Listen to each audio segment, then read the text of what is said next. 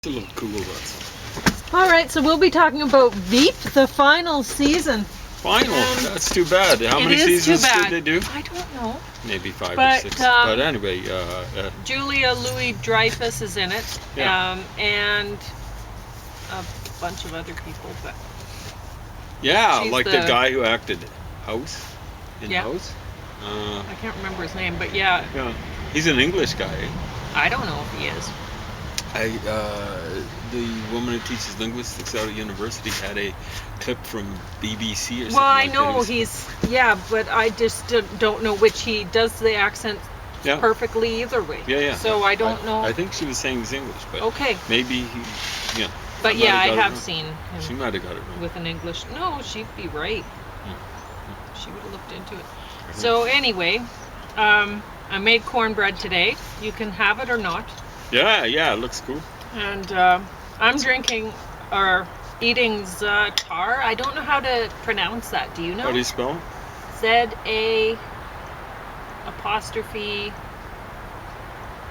ZA''TAR maybe? Za'atar would be something like that. Where does it come from? Like, it seems like it might be Persian. It might be. Okay. I don't know. It was it was canned. I made it a long time ago and it was canned. So I couldn't tell you. I could look at the date because I've been trying to keep track of when I make things according that way, so I can keep track of the recipe. Backward apostrophe would be much harder to say. Something like za'atar, something like that. But za'atar, something like that. So, and I didn't use a recipe for cornbread, so I don't know if I did it right. But I tried it, and it tastes edible, and the dogs seem to think it's edible. And so if we don't like it, the dogs seem to think it's edible. And I'm eating my plate o' garlic, which is disgusting. Plate of garlic, yeah. It's more than disgusting. It must be really medicinal. Painful. Yeah, right? It's horrible. So I'm just steeling myself for it right now. And you better adamantium yourself. Yeah. So the VEEP, wow. This season is awesome. Well, they've got an amazing cast, really. I mean, it's not just House and her. She's improved so much as an actor since Seinfeld. And that might have been some bad directing, too. But who else is in it? Just some crazy... the guy who plays the yokel. He's awesome. So she's obviously supposed to be like Hillary Clinton, right? Yeah. And the yokels, like Donald Trump on a diet. Only different, right? Yeah, very different. Both of them are different, not, but he's much more different than Trump. He's just a yokel. So. And I love that character that he plays. It's wonderful. Like, you know how you've said comedy, they work in threes traditionally? You work comedy in exactly. Threes. Well, remember the part where first it was, what did he say first? Oh, he said retard. And then he said gay. He called something gay. And then it was, and then he spoke in a deaf voice. He had after the retarded thing, he had some sensitivity counselors come to work with him. And they ended up suing him because he was so offensive in the way he was speaking. And that's where he's different from Trump. I've heard Trump doing one speech where he just says, those people. He just says it. He's saying it for effect, right? And I don't really feel much sympathy for him, but he's actually got a point there. If you actually... If people start going after other people for saying those people, they'll go after everyone. Because after someone, they did apologize for it, but they were witch hunting me about using those people. I just started checking. What sort of context do you see that written? What sort of context do you hear that spoken? And it's more often than not, the plurality of times I'd say it would be negative. But there are many times when it is neutral, and even sometimes where it's positive. They're saying those people, those poor people, stuff like that. And So, you could actually take those people on who are saying those people, those poor people, if you want to do witch hunting, and there's lots of people on all sides of the political spectrum, all three sides, who want to witch hunt. There are, it's traditional to talk about the political spectrum as middle, right, and left, and unfortunately, like all those three sides, it's like a triangle or something like that, are corporatists. So corporations are corporatists, they're in the center, kind of like, and right-wingers are corporatists, the ones that are fascists and Nazis. And left-wingers, the ones that are multicultural, are corporatists. It's actually more like a square, because then they're the ones that are communists. I don't think I should have to say anything about how corporatist those people are.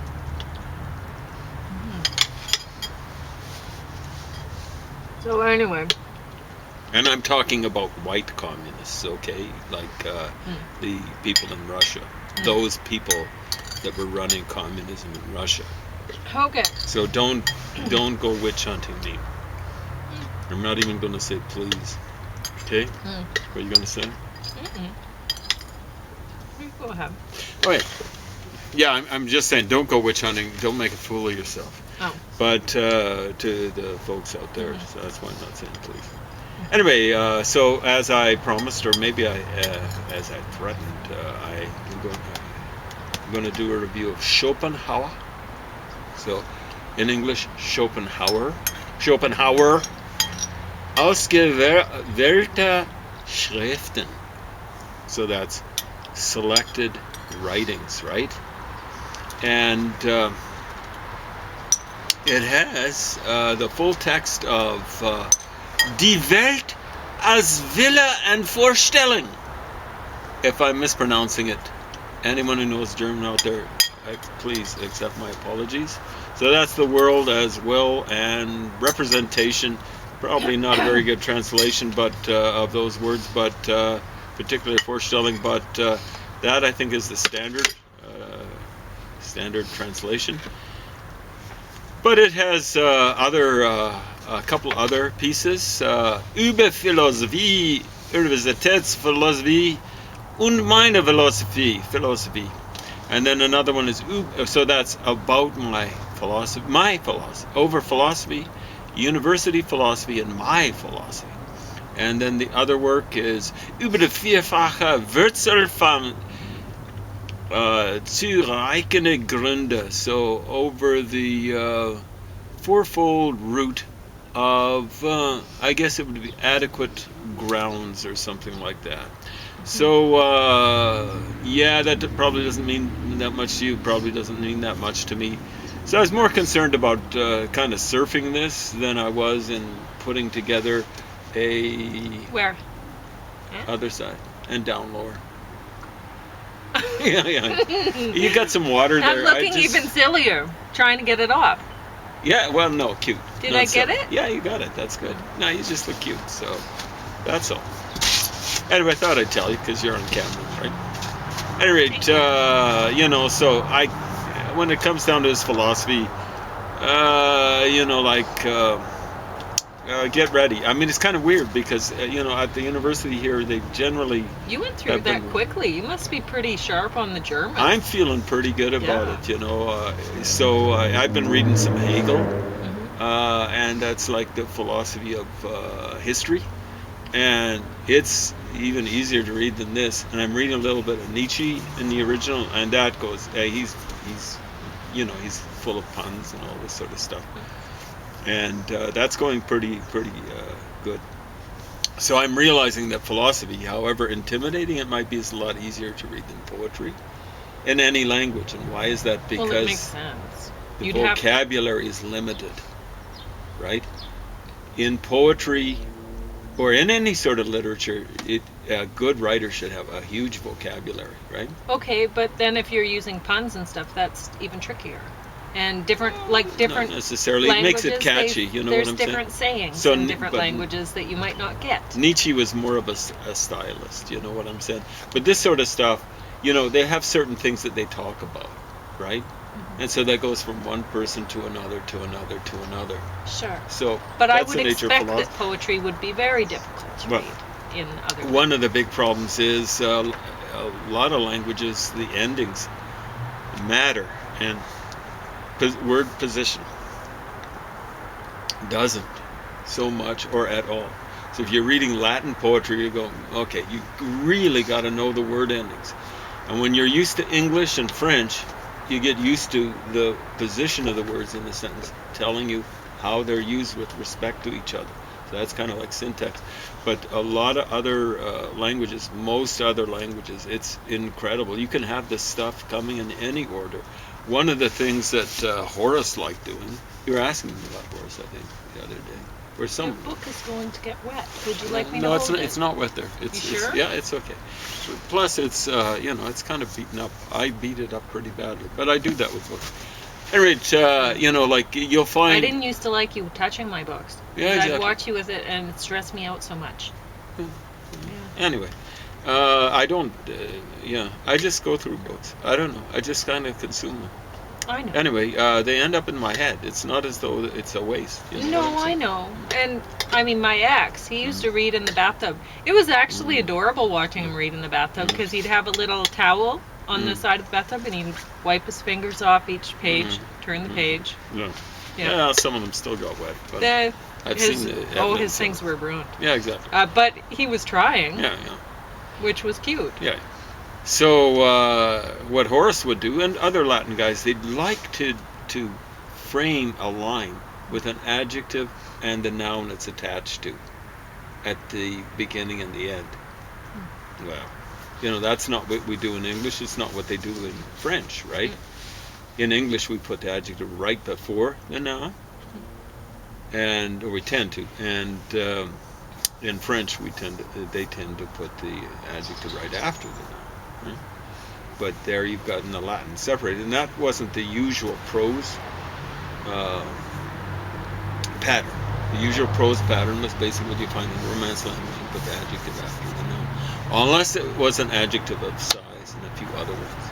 And even in French, you'll find out that if it's an adjective of size, you'll put it before the noun. So I believe it's that way in Spanish, probably Italian as well. So, does this come recommended? This is only for devotees of Leopold Zachamazow, and you know what was named after it was masochism. So the deal is, like, don't punish yourself with it. I enjoy it. You know what I'm saying? What? Well, you need to. I think enjoy about, reading this stuff. Yes, that. The viewers might have thought you were saying something entirely different there if you just think over what you just said. What, masochism? Enjoying masochism? No. Yeah, that's not my... It's not his Not thing. my kick. Not even close. Nor, the opposite was named after the Marquis de Sade. So none of that stuff turns my brain. So. At any rate, maybe read him in the original, but there are other things that are much more important. I think it was a poet, Marianne Moore, an acquaintance of TSL, and a few other people who wrote something like, about poetry, there are things important beyond all this fiddle. If I misspoke it somewhat, please forgive me. It's been a while since I memorized that whole poem. But, and it was hard to memorize because it's not very well written. At least it has kind of like rhyme in it, but it doesn't... She had no command of rhythm, from what I can tell. At least judging from that point of some of the others I've read or tried to memorize. But there are things much more important beyond all this fiddle, including poetry. So, one of the problems, we're talking about vocabulary, there's a limited vocabulary. And so philosophy, to me, is like a cartoon. I can remember when I was a kid reading comic strips, and this was before I turned 5. This was in Africa, and I turned 5 just a few days before we left. And I can remember I used to love cartoons. And then some point in time, I'm looking at them saying, that's not real life. I'm seeing an outline of a tree, but I see nothing suggesting the actual leaves in there. You know how they'll draw it in a cartoon. and I'd see a tree trunk, and I'd say, but there's not the, you know, the Bark? detail on the bark there. And I'm looking at grass, and they'll just have the edge of the grass against a house. You've seen how they'll do it, but there's no detail of the grass on it, on the actual lawn itself. On and on it went. It was generally that sort of stuff, the foliage, and I'm going, that's not real. And I didn't, you know, it wasn't a horror vacui, or as they'd say in Latin, a horror of a vacuum or emptiness. But it's more like just being bored with it. You know what I'm saying? So horror actually, I think, literally means hair raising. It's probably related to our word hair. That's what linguists or philologists say. So it definitely wasn't a hair raising experience or anything like that. It was just, you know. And I get the same feeling from philosophy. You know, it's just that they're trying to describe the whole world instead of trying to describe a scene, and that, to a certain extent, makes it even worse because they're trying to sum up the whole world or substantial swatches of the world, and they end up cartoonizing it. And maybe I'm cartoonizing philosophy when I say that, but I don't think so. It's Hegel was bad for that. Marx was awful for that. Nietzsche kind of like had this concept that I'm busting, or that he was busting down philosophy. And I can see that, you know, like he's making fun of this, he's making fun of that. And people say, hey, you know, like he's contradicting himself. And I'm going, not really. He's just saying this doesn't work and this doesn't work. He's not necessarily saying that he's come up with a way of resolving the problems with these two things. So, I don't know. I find him much more interesting to read. Plus, he's a much better writer, more entertaining kind of guy. So, yeah, and he's more literary. So, yeah, it's the puns are fun, but they do make it harder. Anyway, there we go. So, not recommended, but it's actually reasonably good. I can remember trying to read it a long time ago in the Fraktur script. You know, like I don't know anything. Well, about that's that. the old classic German thing, you know, it looks okay. Gothic or medieval. Oh, that And, would be difficult to read. Mhm. Yeah, you know, I'm reading, what is it? I think it's Kant in the original. And in the original German, it's the Fraktur script. I'm going, yeah, okay, that's okay. But it was just impossible because the sentences are pretty long in this, you know, and stuff like that. So now I've progressed enough so that it's like Pauline said, she's just saying, I kind of whipped through it. That. Yeah. Yeah. I don't know if you would have went through it any faster had it been in English. Yeah, it would have been so much faster. But I would have got more out of it. I got to admit, you know, like I was saying, I was surfing on I was just saying, okay, I'm understanding the sentences as they're going along. But putting the stuff together, not as good because I'm putting too much energy into putting the sentences together. So it's still that way, you know, like will never be like the language I was born with. So. Yeah, but you know the VEEP, feeling, the right? final Like season, you know how watch it. when you're reading the French, like you're going, you're just trying Me, I am so bad with languages. I'm not like you. I don't think I'll ever know French. Well, you already know it. It's just more of an acquaintance.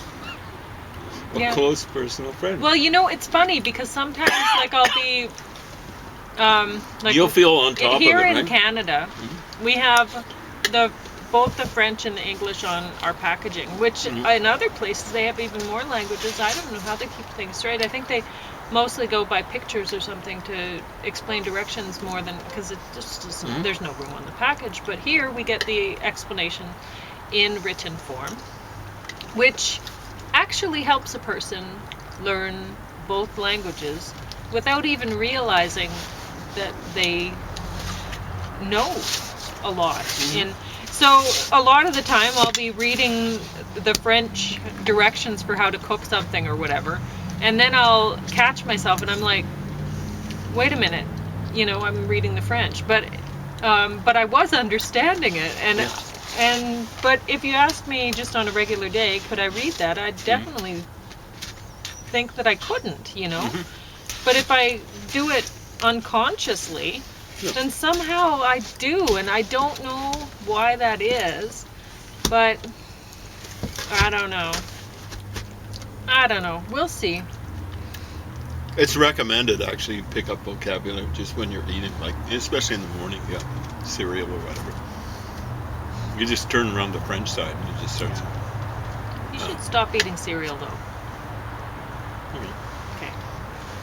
Everyone should basically. Yes. Well, the box stuff. Yeah. I don't know how good the cornbread is for us either, but I've had Tastes good. some. Yeah, I had some corn flour, and I thought, well, I may as well use it up. Or I don't think it's called corn flour. I think it's called cornmeal. I'm not sure. It basically means the same thing. It's funny. The flour, I think, would be maybe from It does taste Latin good. or It tastes French. kind of like popcorn. Would it be from French? The meal definitely comes from German, right? So, Sweet. yeah, that refers like to milling, right? You see how it's related to milling?